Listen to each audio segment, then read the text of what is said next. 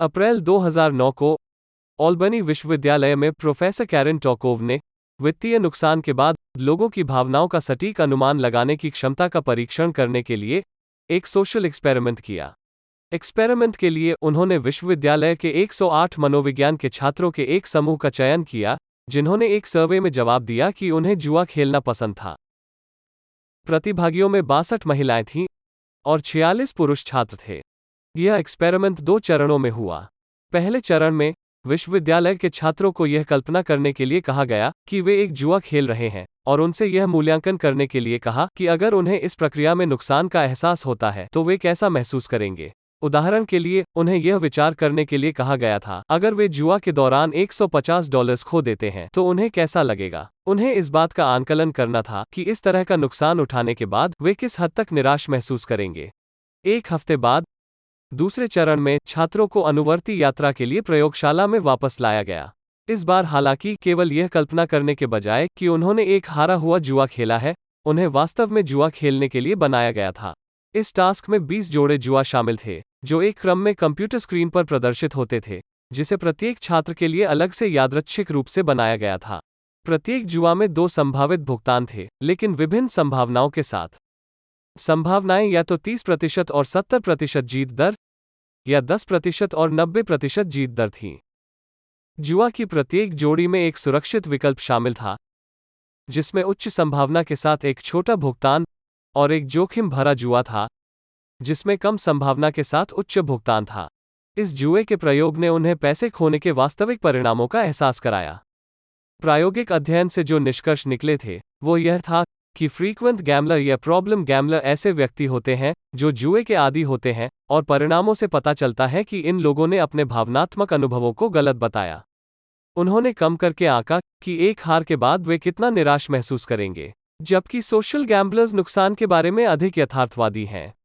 वास्तविक जुआ हानि के बाद किसी को कैसा महसूस होता है, इसका सटीक अनुमान लगाने की यह क्षमता लॉस अवर्जन की अवधारणा से जुड़ी है।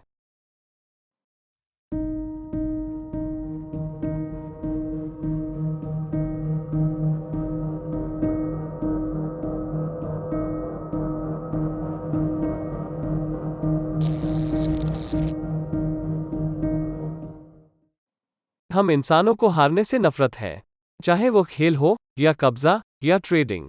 हम नुकसान बर्दाश्त नहीं कर सकते। संभावित नुकसान जितना बड़ा होगा, रोकने का दबाव उतना ही अधिक होगा।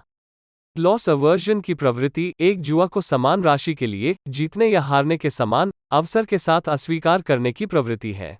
इसका इस बात से लेना देना है कि हम इंसान जीत और हार से कैसे संबंधित हैं। हमारा अपना मानव मनोविज्ञान शेयर बाजारों को नेविगेट करना मुश्किल बनाता है, जो अनिश्चितता और जोखिम से भरे हुए हैं, और इसलिए ट्रेडर्स द्वारा की जाने वाली सबसे आम गलतियों में से एक उनके खराब जोखिम प्रबंधन से जुड़ी है।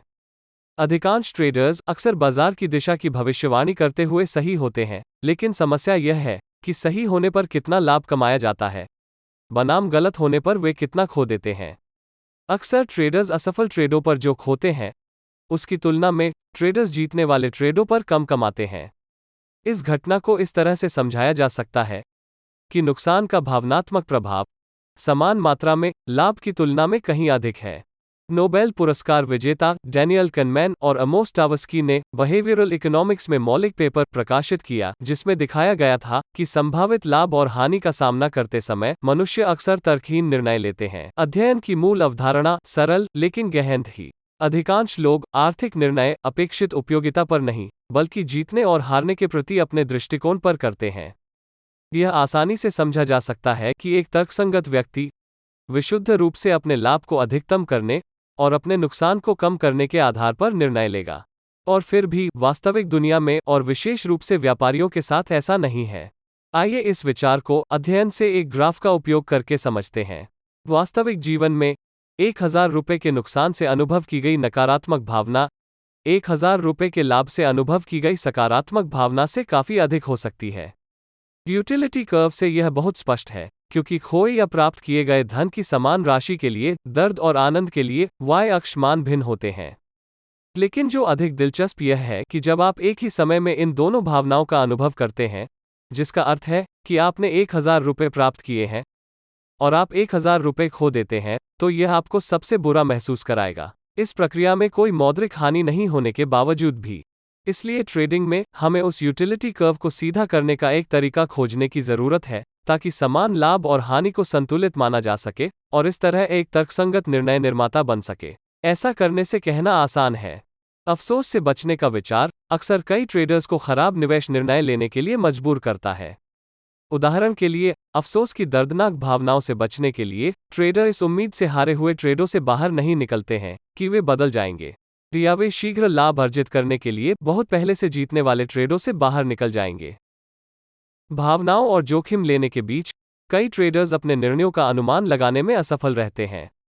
ट्रेडिंग की चुनौती जोखिम को सही ढंग से समझना, अपनी भावनाओं को नियंत्रित करना और शांतिपूर्वक और तर्कसंगत रूप से व्यापार को निष्पादित करना है।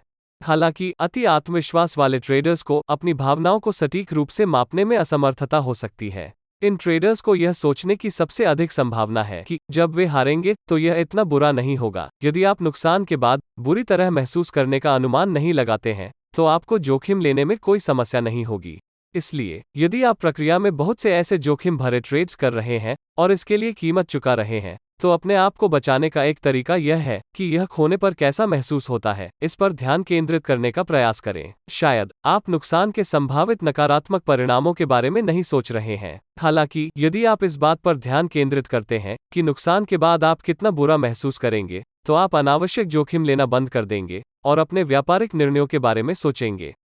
इसलिए आप जोखिम का प्रबंधन करने और व्यापार करने से पहले उच्च संभावना सेटअप की प्रतीक्षा करने की अधिक संभावना रखते हैं।